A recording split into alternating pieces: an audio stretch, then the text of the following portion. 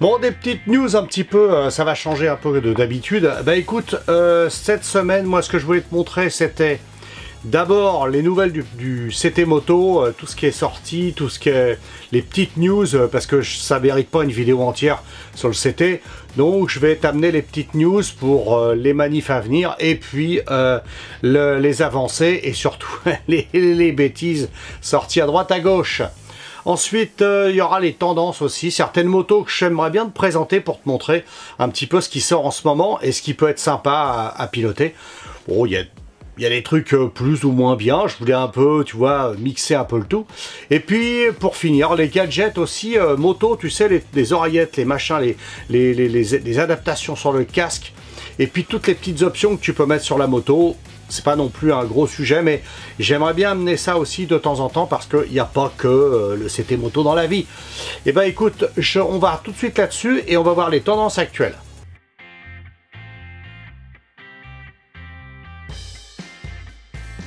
Alors, quelle tendance cette année? Eh ben écoute, c'est comme sur les années précédentes, c'était toujours un peu pareil. Eh ben tu as le néo-rétro. Le néo-rétro, c'est vachement à la mode depuis 10 bonnes années, facile. Et ça marche toujours pas mal. Et donc tu vas voir, tu vas pouvoir un peu te sortir un peu certaines machines qui nous ont plu il y a des années. Bah oui, nous sommes des personnes âgées. Et donc, bah, c'est la nostalgie qui passe en premier. Et c'est vrai que le look, ça compte vachement. Et le look ça compte, il n'y a pas que la taille. Et alors si t'es dans la rue et puis que tu vois passer les machines, c'est pas super évident. Par contre, quand t'entends, tu te dis mais c'est pas vrai, on est dans les années 70 ou quoi? Eh ben oui, un Triumph, tu vois, un Bonneville T120, bon, c'est pas tout jeune. Eh ben non, il y a le nouveau modèle, voilà, la bête. Et c'est pas mal fait, c'est pas mal fait. Bon, évidemment, par rapport à l'ancien, c'est, voilà, bon, c'est un peu néo-rétro, mais bon. Donc du coup, dans l'esprit, c'est pas mal. Il y a Kawa aussi qui a sorti un petit 500. Ben oui, pour l'Eliminator 500. Bon, c'est anecdotique, hein, on est d'accord. Mais pour le Kawa 500, ce qui est pas mal, c'est que si t'es débutant, ou tu veux plus t'emmerder avec des grosses machines difficilement manœuvrables, et ben là, tu vas te faire plaisir parce que la selle est très très basse. Et puis, pour les novices, on va dire, les mecs plus expérimentés, ça va les gonfler un peu, mais pour les novices, par contre, c'est pas mal parce que tu peux rouler avec un petit custom qui a une... Enfin, allez, un semi-custom, on va dire. C'est un avis tout personnel, hein. J'ai trouvé ces motos-là et j'ai trouvé ça sympa d'en parler. Donc, à toi de voir ce qui te branche, mais moi, je trouve que c'est pas mal, c'est un bon compromis. Et maintenant, on lâche le néo-rétro parce que j'ai deux modèles qui, moi, m'ont un peu interpellé. Et c'est pas mal parce qu'en fait, tu vas voir, c'est vachement intéressant. Esthétiquement, on arrive sur du plus moderne, beaucoup plus moderne. Mais par contre, en performance, en agrément de conduite, je pense que c'est pas mal. T'as le KTM 990 Duke qui est pas mal du tout, et puis tu as un deuxième modèle qui est le Yamaha MT-09. Alors, tout de suite, on va voir le KTM et on voit le MT après sans problème. Alors le KTM, eh ben écoute, le KTM, super machine. Alors, la plaisanterie, elle coûte quand même 14 949 €. Bah oui, c'est quand même pas donné. Et puis, il fait 123 chevaux à 9500 tours. Par contre, le couple, 103 Nm de couple à 6750 tours, je peux te dire que le truc, ça doit être un dragster.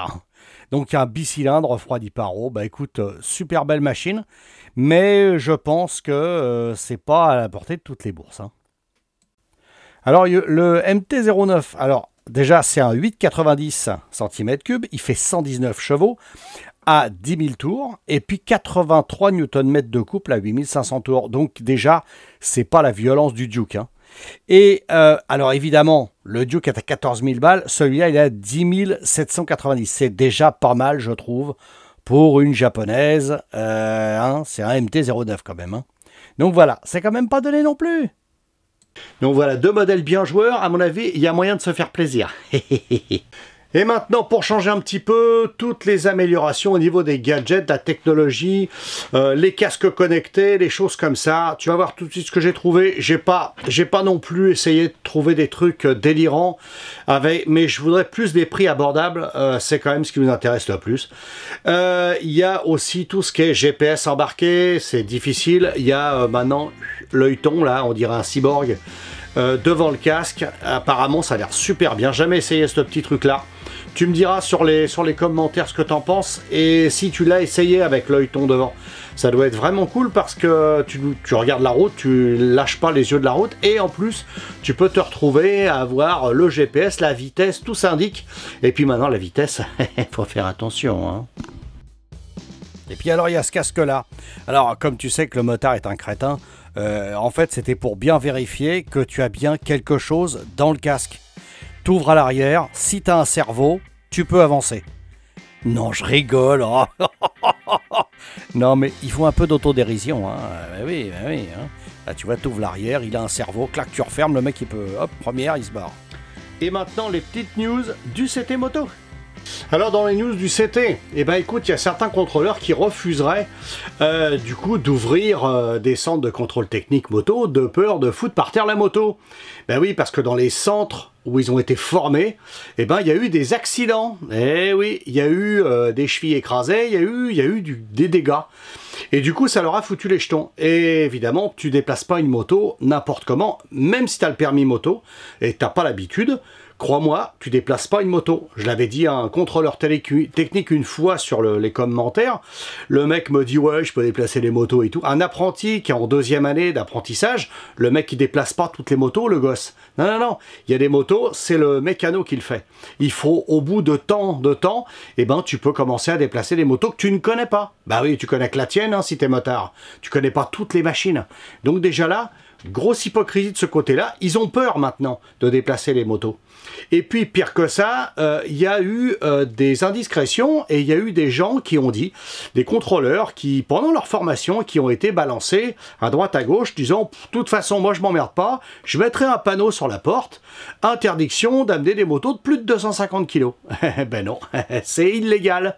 Si tu es contrôleur technique et que tu refuses de passer les motos lourdes, c'est huissier de justice et t'arrêtes tout de suite ton contrôle technique catégorie L parce que tu dois prendre tous les véhicules de la catégorie. T'as pas le droit de sélectionner, c'est interdit. Alors les mecs qui vont faire ça, ben croyez-moi les gars, si vous voyez un contrôle et c'est marqué sur la porte, c'est l'huissier directement qui vient constater ça. Il faut attaquer justement le centre de contrôle technique qui met ça sur la lourde, parce que ça il n'a pas le droit. Il fait des scooters et des machins, et puis il va faire une bossos de 400 kg et il ferme bien sa bouche, parce que tu vas faire contrôleur, mais tu vas pas pouvoir choisir les clients mon petit gars. Tu vas faire toute la catégorie du début jusqu'à la fin. Autre chose, eh ben Clément Beaune, rappelle-toi quand le contrôle technique était lancé, eh ben il avait dit on dépassera jamais les 50 balles. Tu sais à combien on en est maintenant? Le contrôle technique, il est entre 30, j'ai vu 30 euros. Bon, je sais pas si c'est vrai, il y a eu des commentaires et j'ai eu 30 euros. Il est passé de 30 euros à 100 euros. Tu te rends compte? Plus cher que pour la bagnole. N'importe quoi. Alors là, c'est totalement injustifié. C'est même plus la peine d'aller se déplacer au contrôle technique. À 100 euros, il vaut mieux payer le PV.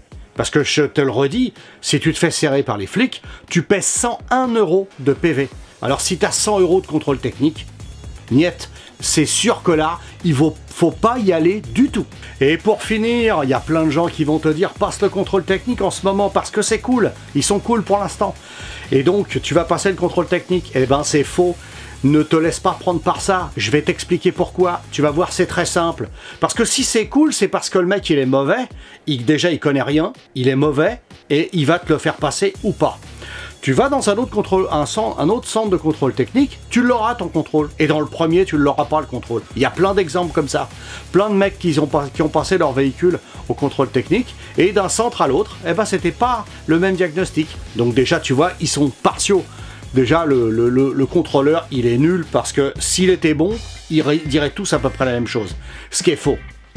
Voilà, c'était les petites news. Eh ben écoute, je te dis à la semaine prochaine, ou peut-être dans la semaine, je vais en balancer une autre de vidéo.